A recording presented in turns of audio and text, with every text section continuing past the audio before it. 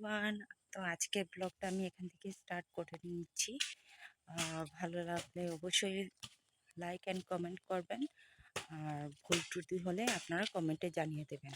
তো দেখুন, সকাল 10টা বেজে নাম নেই, তো এখনও জানি না আজকে রোদ উঠবে কি না। তো এখনও কুয়াশা মগ্ন রয়েছে। কিছু মাছ রেখেছিলাম, কিছু মাছ ভাজা করে খেয়ে, তো আজকে ওই মাছ দিয়ে লাই শাক দিয়ে রান্না করব। তো রেসিপিটা আপনাদের কীরকম লাগে আপনারা বলবেন। কালকে আমরা ধরেছি 2 বোন মিলে, তো ওরা তো চলে গিয়েছে। তো আজকে আমি রান্না করব এটা লাই পাতা দিয়ে। তো চলো, লাই পাতা, এই লাই পাতা দিয়েই আমি আজকে মাছটা রান্না করব।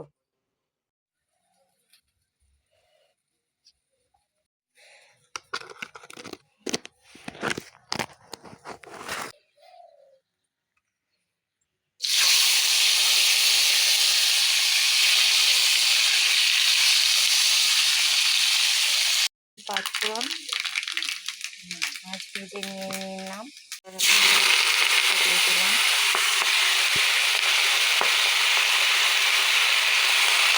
কাঁচা লঙ্কা দিয়ে দিলাম,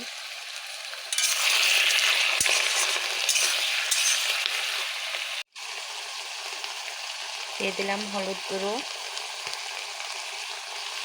জিরে গুঁড়ো, মিক্স করে নেব।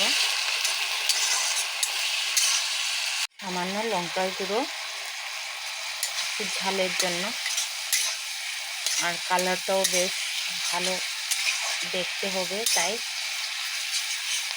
এখন আবার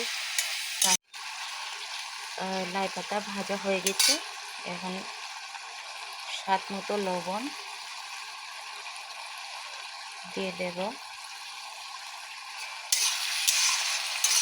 দিয়ে দিচ্ছি ঝোল।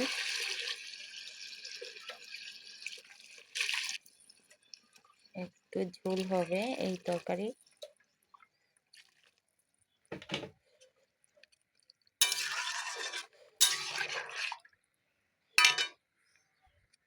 আর ভেজে রাখা মাছগুলো দিয়ে দেব।